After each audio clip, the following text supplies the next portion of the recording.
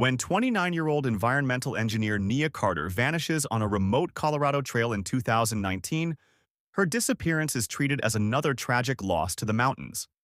Search teams find no clues, no struggle, not even a footprint. Only her open notebook with a single eerie line. The mountain hums differently at night. For 4 silent years, the case grows colder, until seismic researchers detect controlled smoke and strange underground vibrations deep inside a restricted zone. They discover Nia alive, thin, wild-eyed, and smiling in a way that isn't joy but habit. She repeats one chilling phrase, "He made the mountain speak." As investigators follow her cryptic drawings and the engineered caverns hidden beneath the ridge, they uncover the truth. A reclusive acoustic engineer has been shaping the mountain's echo chambers for human listeners.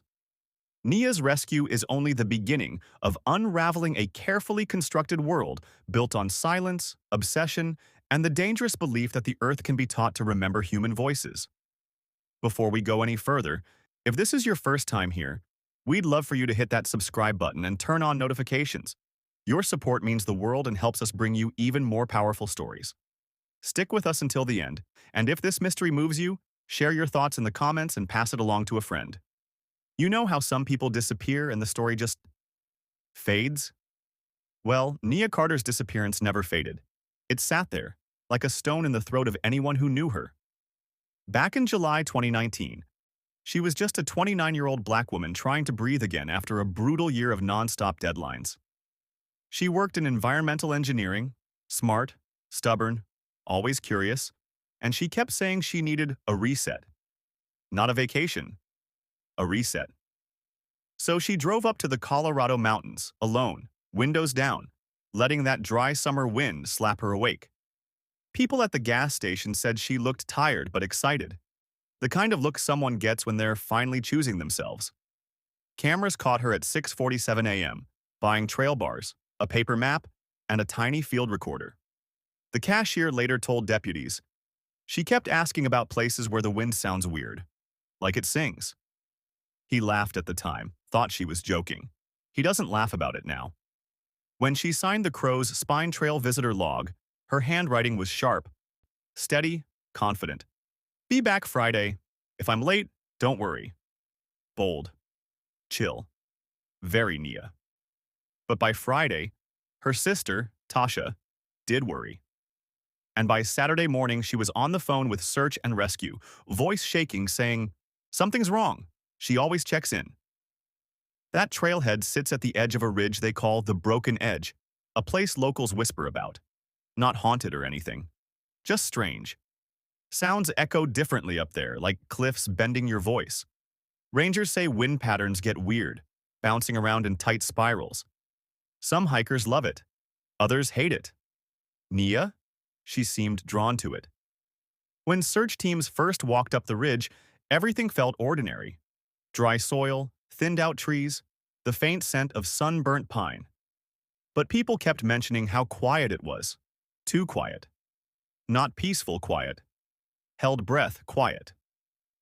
One volunteer, an older guy with a sunburned nose, whispered to another rescuer when he thought no one could hear, "Folks get twisted around up here. Sound plays tricks. Time, too." The other guy muttered back, "Yeah, well, I hope she didn't follow the wrong echo." Little side comments like that, they stack up. You pretend not to hear them, but you do. The team combed through the first mile. Nothing. Then, half a mile further, a dog picked up her scent. Sharp turn left, then right, then straight toward a rocky outcrop. A place where the ground hardens, and everything goes quiet in a way that presses into your skin. They traced her path to a smooth patch of stone where her scent simply vanished. Just gone. No boot scrape, no broken branch, no slide marks. The sheriff at the time described it as the cleanest disappearance I've seen. A few feet from the edge, they found her notebook. It wasn't damaged, just open, like it had been placed there. The last line read, "The mountain hums differently at night," and that's when things started feeling off. They spent 12 days searching. Helicopters, drones, dogs, teams on foot. Nothing. Not a water bottle, not a piece of clothing, not even a wrong footprint. Tasha stood at the trailhead almost every day, arms folded, making small talk with anyone passing by. Some hikers whispered behind her back when they thought she wouldn't hear. Why'd she come alone? She probably wandered off the trail, it happens. People chase silence and get swallowed by it. A ranger shut them up once with a sharp, respect. She's not gone until she's gone.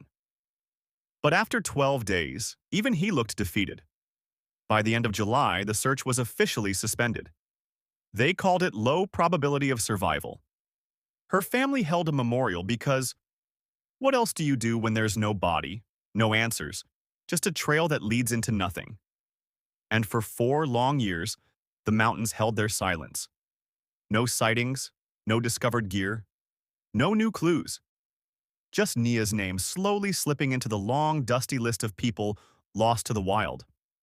But that changed, quietly, slowly, on a warm September afternoon in 2023. A team of seismic researchers hiking through the restricted zone noticed a tiny thread of smoke rising where the forest should have been empty. One of them joked, "Probably a lightning fire," while another squinted and muttered, "Nah, that's too controlled." Then they felt something through the ground, a faint, steady vibration, rhythmic, unnatural, like a heartbeat under stone. One researcher whispered, "No one should be out here." Another replied, "Yeah, but someone is." And that, right there, was the first stir of truth. Not sudden, not dramatic. Just a slow, creeping realization that something was waking up in those mountains. And it wasn't supposed to.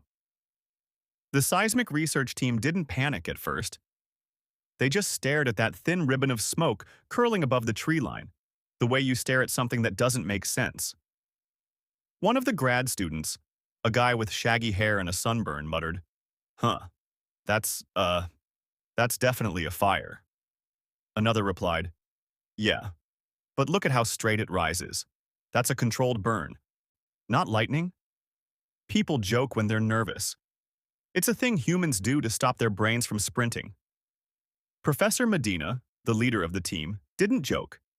She just knelt, pressed her palm against the ground and whispered, "Feel that?" A faint, steady tremor tickled through the dirt, just enough to notice if you were really still. "Huh," she breathed. "That shouldn't be here." They launched a drone because they weren't about to hike blind into a restricted section. The little machine buzzed up between branches, climbed above the ridge, then angled toward the smoke. When the screen showed the first glimpse of the shelter, no one spoke. It wasn't a tent. It wasn't a hunter's stand. It was a small, crude, stone and hide hut tucked into the forest like someone had carved it out of old survival manuals in desperation. One student leaned closer to the screen and whispered, "Yo, that's handmade." Another added under their breath, "But by who? Nobody's supposed to be here." You know that moment when a room gets so quiet everyone hears their own heartbeat? Yeah, that. The drone camera drifted past the hut, panning slowly. Someone sucked in a breath. "Wait, go back, go back." They rewound 2 seconds. A face had flickered across the edge of the doorway. Just a glimpse. Pale. Hollow-eyed. The kind of face you see once and never forget. Professor Medina didn't waste time. She radioed County Search and Rescue, voice steady but tight. "Possible missing person. Adult female. Alive. Condition unknown.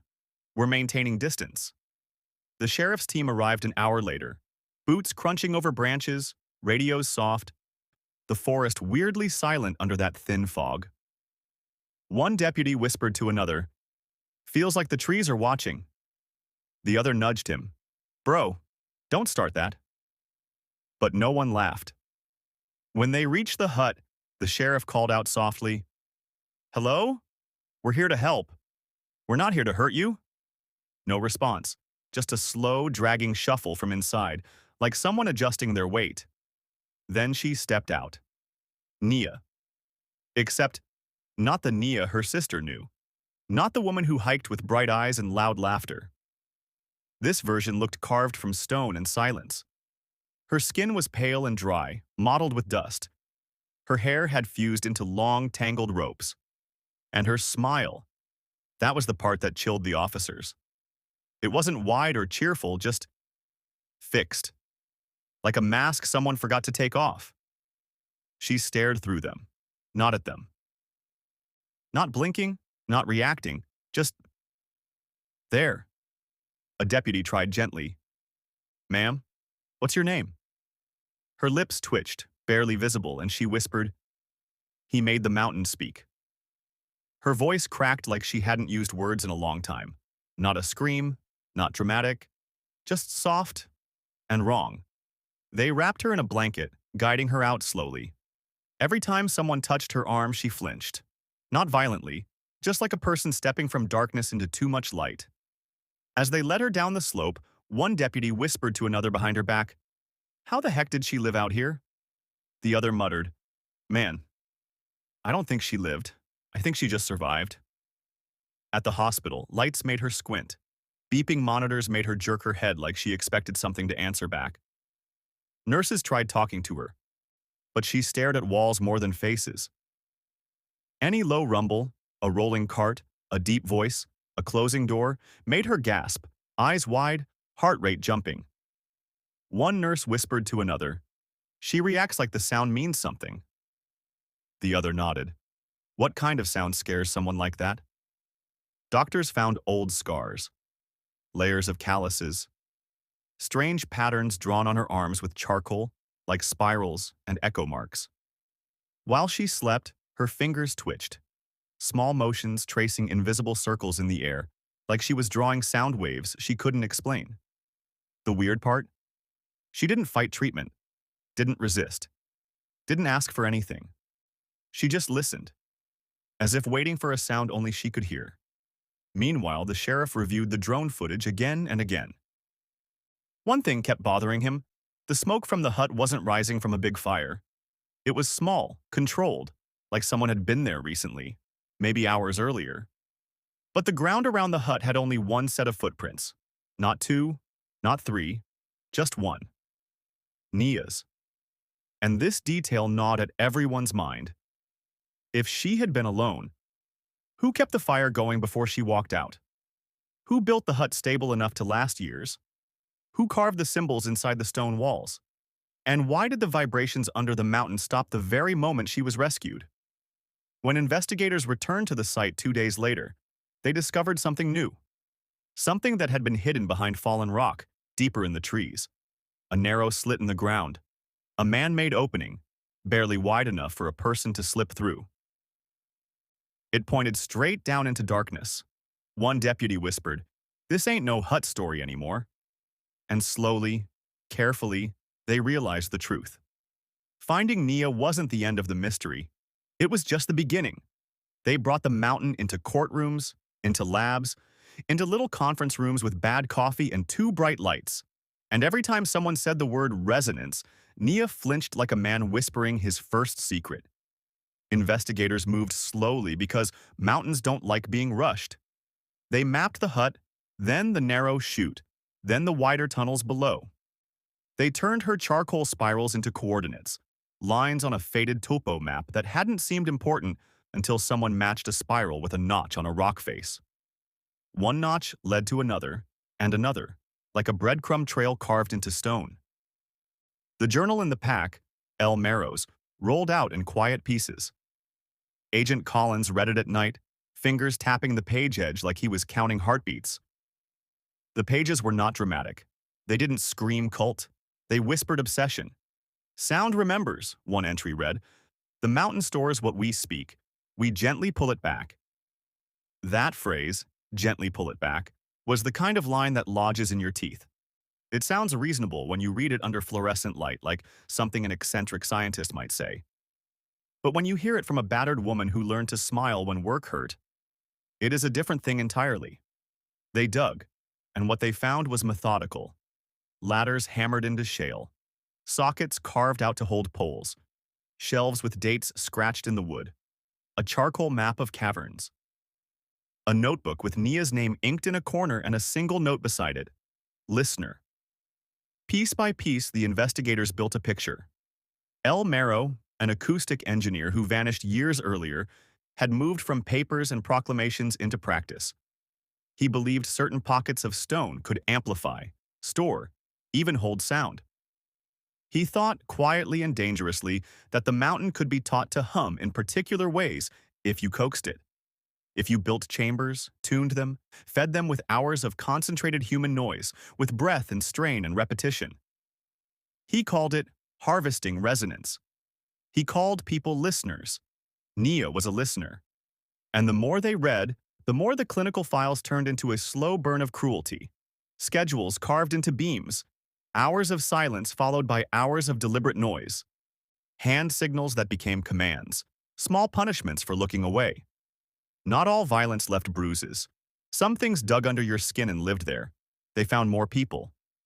Two names stuck in the margin of a ledger, half erased, Ems Alvarez and R. Chen. DNA confirmed what the ledger hinted. Other bodies, other voices had pulsed through Marrow's system. Two survivors surfaced in small, ragged statements weeks later in a clinic with curtains and bad upholstery. They didn't want pity. They wanted their names back. Marrow was arrested not with a dramatic raid, but with slow, careful work. The team tracked supply buys, the old green truck, the hidden caches. They watched a man who had made reclusion an art. He was taken in while sitting cross-legged by a stone arch, watching the sky like someone waiting for a cue. The agents approached, called his name, and he stood up like someone answering a bell he had laid for himself. In interrogation, he spoke softly, not belligerent, not broken. He sounded practiced. He sounded like someone who believed he was fixing something that was, in his mind, broken. "We taught the mountain to remember kindness," he said once, eyes steady. There was no rage, just conviction, and that's what made it worse. The trial was long and quiet, less spectacle, more slow unpeeling. Witnesses read statements that made jurors lean forward. The surviving listeners described the days that slid into years.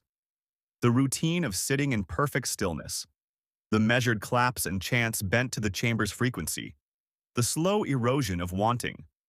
Nia's testimony came slowly. Words were small at first, then bigger, like someone thawing. She spoke about listening, not just hearing, but letting sound move inside a person until it becomes the way you breathe. She said she'd come up to the mountains curious, wanting to record echoes. She didn't come to be changed. When asked what Marrow had told her the first time they met, she said, "He told me the mountain remembers when it is taught. He said we would be the voice." She touched the blanket on her shoulders, thumb rubbing the fabric like she was finding a rhythm. Micro movements, tiny, kept threading through her speech. People noticed. The jurors noticed. The world that watched the live feed noticed. The sentence that stunned a lot of people was small, almost throwaway. "He taught me to smile when it hurt." You could hear a collective breath leave the courtroom. Sentencing was methodical. Marrow was given life with no parole. The judge's remarks were sharp, careful, trying to reduce the weight of many small violences into legal language. It didn't fit neatly. It rarely does. After the trial, Nia didn't go back to the mountains. She moved into a small apartment with a box fan and a heavy duvet. She volunteered at a charity that helped people reconnect with nature on their own terms. Gentle hikes, guided walks, people who said her name without whispering. Recovery wasn't a line, it was a season. There were good days, laughs that leaked out of nowhere, and bad ones, where the hum of a distant truck would leave her empty for an hour. Therapists taught her grounding techniques. Hold a stone, count breaths, note colors around you. When her hands trembled, she'd press into a warm mug and say, out loud, "I am here." There were smaller, quieter victories. One morning, months later, Tasha brought her to the trailhead of a local park. Flat, crowded, full of dogs and joggers. Nia stood at the edge of a path, fingers in her pockets, breath visible in a cold blue morning. She tipped her head back and slowly, she let the wind move across her face without flinching. She turned and smiled, real and small, at Tasha. But the mountain left its mark in ways that didn't always follow the law. Rangers still reported odd things, soft, distant thrums at night, a single long note drifting across a pass, then disappearing when a convoy of cars passed by.